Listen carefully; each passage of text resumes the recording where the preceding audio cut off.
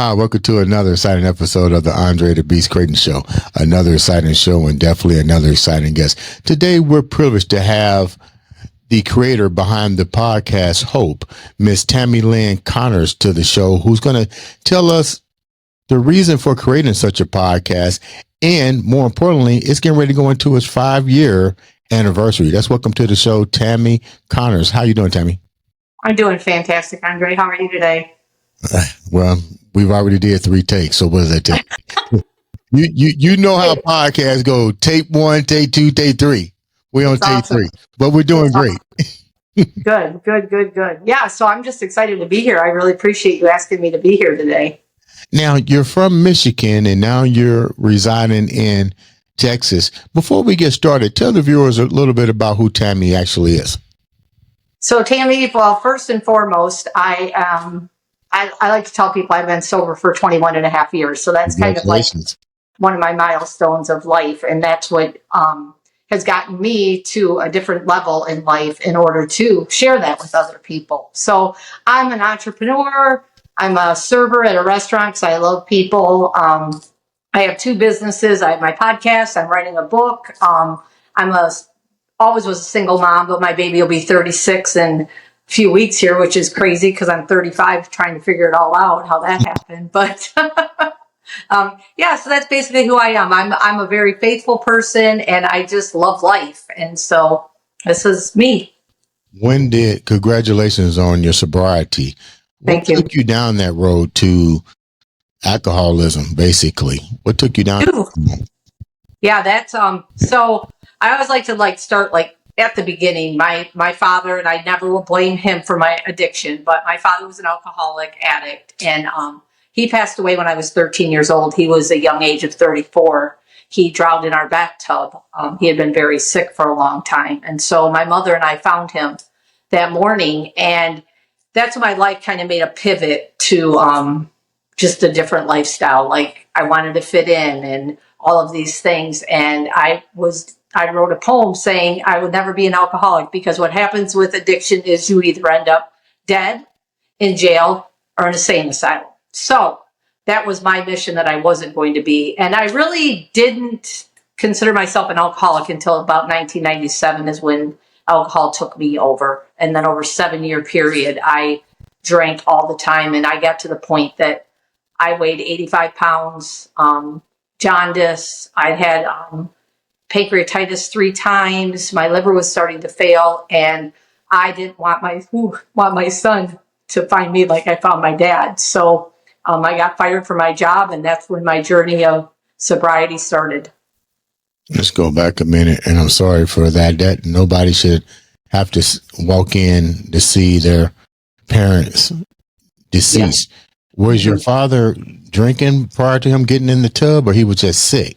Yeah, my dad he was in and out of hospitals for many, many years, very sick. They never really could figure out what was wrong with him. And at that point of his life, he weighed probably 95 pounds, maybe at the most. And he had started drinking again, and the doctors told him, don't do it again because you're not going to make it out. And I'm pretty sure he kind of knew. He had taken some opiates and had been drinking, and he always took hot baths when he was in a lot of pain. And I think he just fell asleep and went under the water. And never, it's like your flight would have kicked in. You know what I mean? Yeah. I probably not. I think he probably just went to sleep, and because they found a lot of opiates in his system and barbiturates. So I think he maybe even just chose to overdose that night. I don't know. What about your mom? Was she involved in alcohol as well, or just it was? No, not at all. My mom didn't drink at all. My mom would drink 1 beer and she'd be like she had 20. No, she didn't at all. No.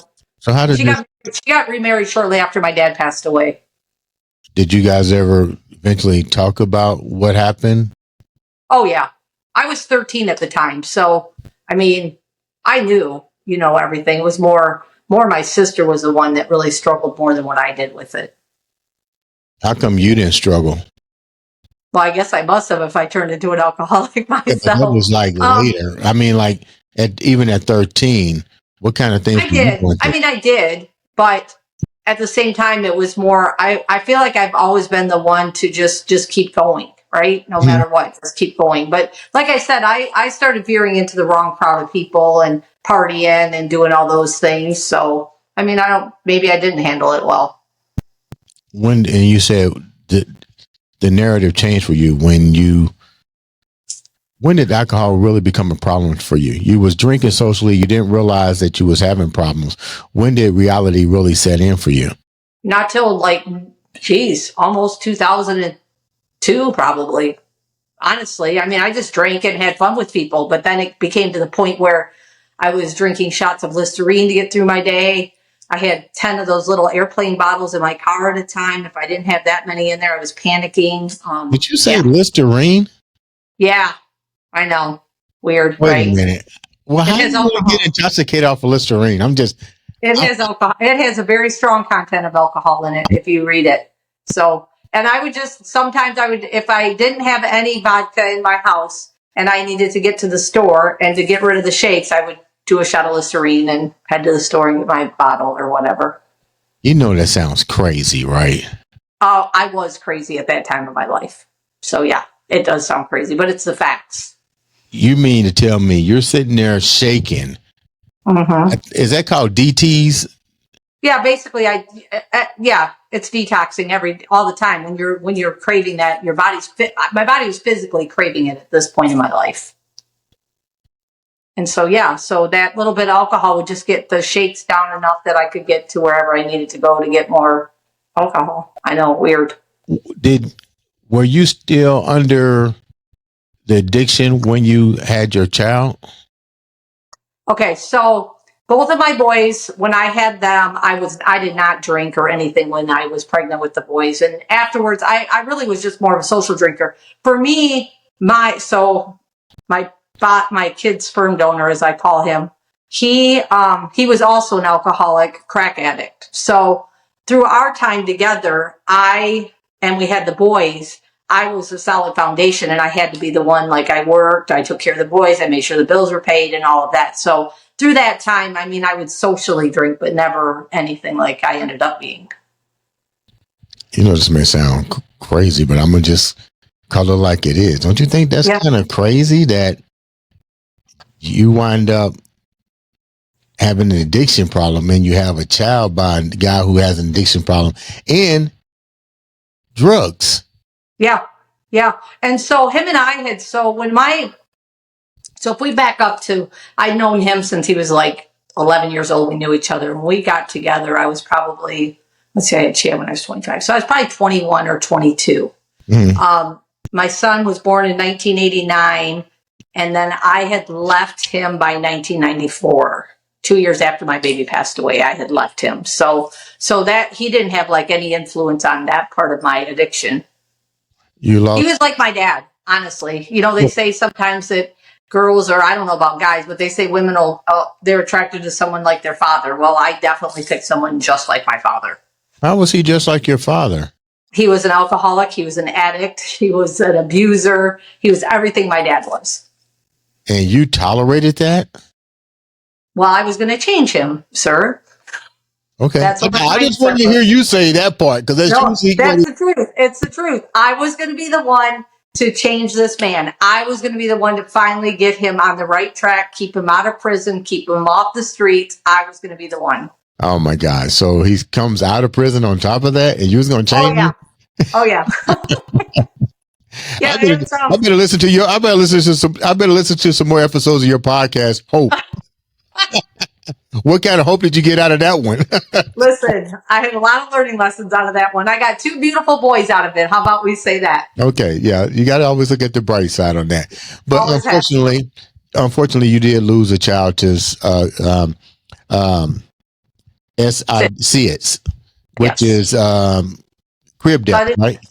Sudden infant death syndrome is what it is. Yep. What was that? I don't want this to sound cliche, but what kind of transformation did you go through during that moment of losing an infant, your child?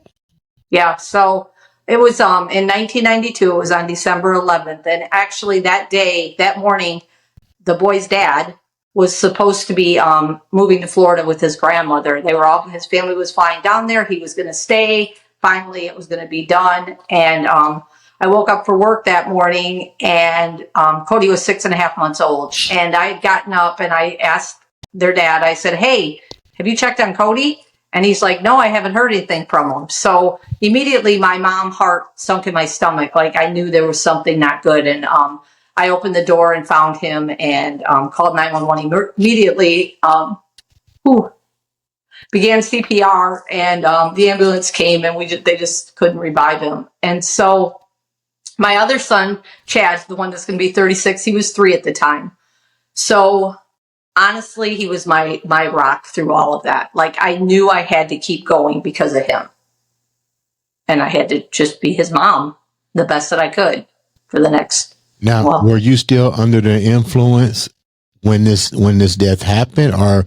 No, I hadn't really started. That was when I was just socially drinking. I wasn't really, I didn't do a lot then. You know, I would drink occasionally after work. I'd have a couple drinks after work or something. Now, let me ask the question now. Now, you know this better than I do.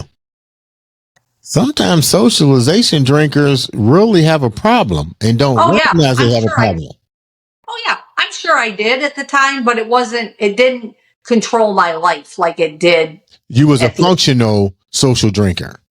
Yeah, I was just, even through my drinking career, as I called it, from 1997 to 2004, I called it a career because I drank all the time, but I worked all the time. I was a very functioning alcoholic. I worked 70, 80 hours a week. I managed sports bars. I managed restaurants. I managed golf course. I mean, I was a very functioning alcoholic. Take us down that moment to where, the functions didn't work anymore. The functions didn't work anymore. When I was working at a sports bar that I'd worked at for years, and after work, if I worked during the day, after work, I would drink after work, go downstairs to the basement where everybody was at. And the one night, it was a Saturday night, I went down there after work and was drinking heavily. Plus, I drank throughout the day too. And I remember sitting in my boss's office, and it's so odd that I can even remember this when I tell you what my blood alcohol was, but one of my best friends said, "We have to call an ambulance right now. She's going to die." And ambulance came. We lived in a small town. Ambulance came, got me, took me upstairs on the stretcher, took me to the hospital. My blood alcohol was 0.399 at that time. 0.08 is legal limit, I guess, if you're 0.08 or more. So 0.399, if you look it up and research it, basically, I really shouldn't be here.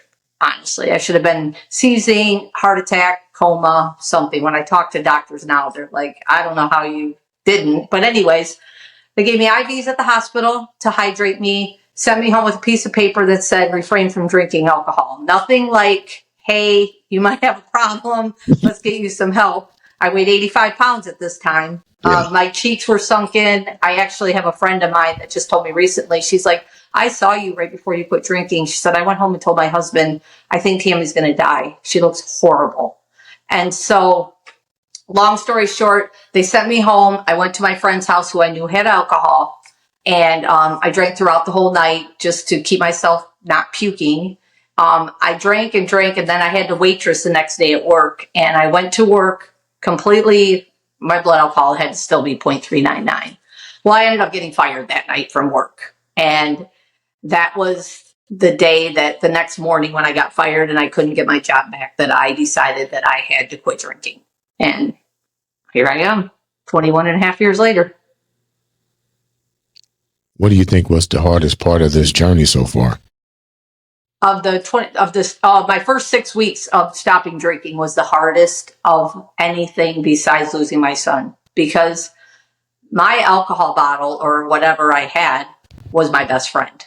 That was my comfort. And so anytime I had I just reached for the bottle. And so for 6 weeks straight, I say that God has blessed me with the best people in my life. For 6 weeks straight, I went to 3 AA meetings a day, which I can give my ex credit for showing me where AA was. I'll give him that. And 2 boys in AA. I mean, all right, thanks. Thanks so much. So, but I went to 3 AA meetings a day for 6 weeks. And in between each meeting, I went to 3 different friends' houses. And I get choked up every time because I'm so blessed by these people. I would knock on their door and they just open their door and just say, "Come on in." and I just sit. Sometimes I talk, sometimes I just sit. But I did that for 6 weeks straight until I kind of got my head back together again. And which I don't really think I had my head back together much before that, honestly. But enough to know that I wasn't going to drink again. You know, that's kind of a smart way of looking at things, because you took the bull by the horn and said, okay, I know if I go home, there's a possibility. But let me go back for a minute. Where were your kids during this transition? So my son, I only had one at the time because my baby had passed away. Right. So Chad, he would just go, like, my mom, his other grandparents, also the one friend's house that I went to, it was his best friend. The little boy was his best friend. So he would be there a lot of the times too. And I remember thinking, like, I worked 70 to 80 hours a week, like I said. So my son's life was me working, and he'd come sit at work with me sometimes and stuff. But I remember telling him during that 6 weeks, like, hey, these next 6 weeks, I know I've been selfish before, but this is 6 weeks that I have to focus on getting sober and staying sober so that we can have a better life. And so that's what we did. What kind of life did you have with him, per se? Just your son? Just your son?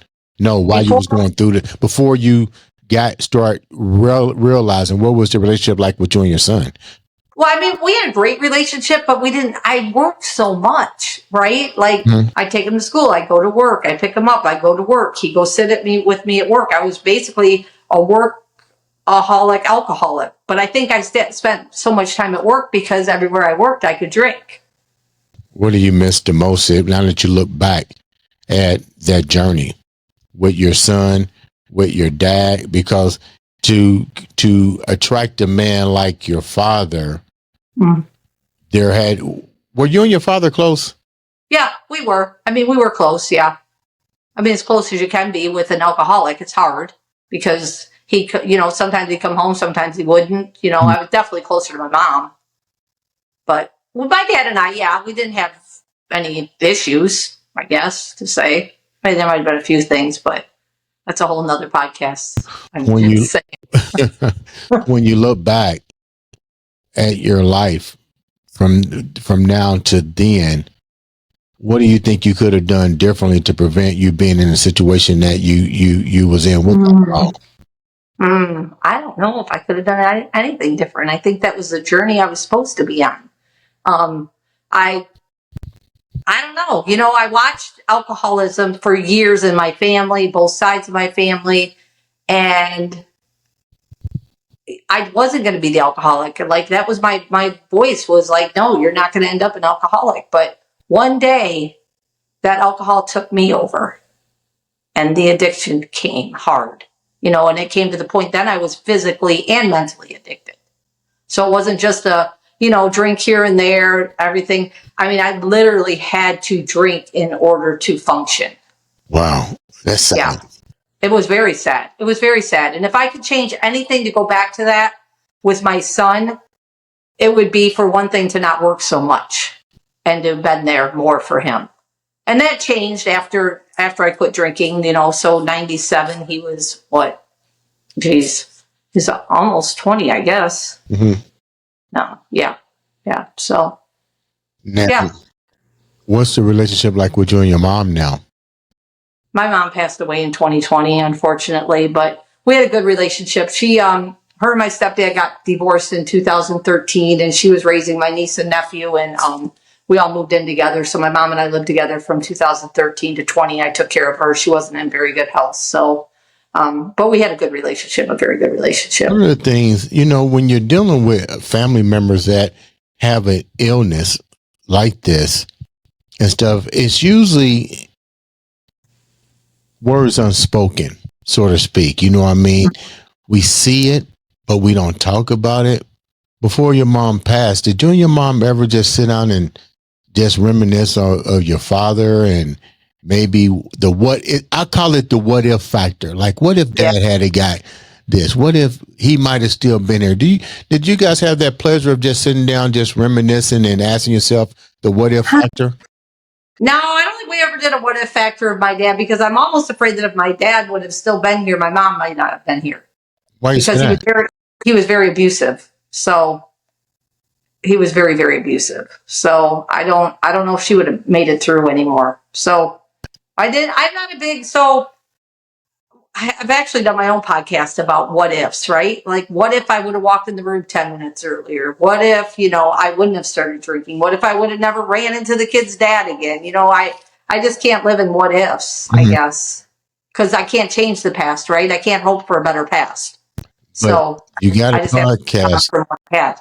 but you got a podcast called Hope. So that does mean that out of everything that flew out of the Greek box during Greek mythology, the last thing that was up in there with her closing the box was the word hope. Evidently, you believe in that because you created a podcast around that. Explain to me the reason for this podcast and why you picked the word hope. Okay, so the podcast, I actually started out as a blog. I was going to start it as a blog of, probably in 2018. I didn't know the name. I didn't know anything about it. And I went to an event, and the event was an overdose awareness event. It was in August, right before Overdose Awareness Day. Mm-hmm. And it was actually kind of a morbid event, but we went to a funeral home, and we were at the funeral, and they opened the casket. It was just full of pill bottles, syringes, bottles of alcohol. And it was basically showing like, this is what can happen if you don't stop or whatever. So there was a couple parents that were speaking about losing their children. And somebody said, who's going to share hope? And they said, this gentleman, his name's Juan.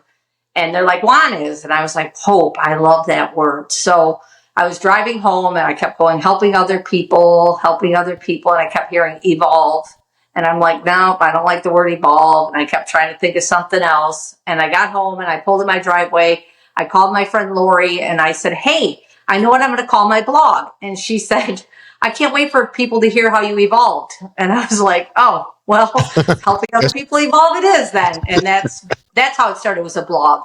2020, I was going to launch my podcast in March of 2020 on my whatever year sobriety that would have been, my 16-year sobriety. And we all know 2020 was a shit show for everybody. Excuse my language. Mm-hmm. Sorry. But in February 14th of 2020, my best friend, who had been clean and sober for 5 years, took a Percocet and was pure fentanyl, and he overdosed and died. Wait a minute. Say that again.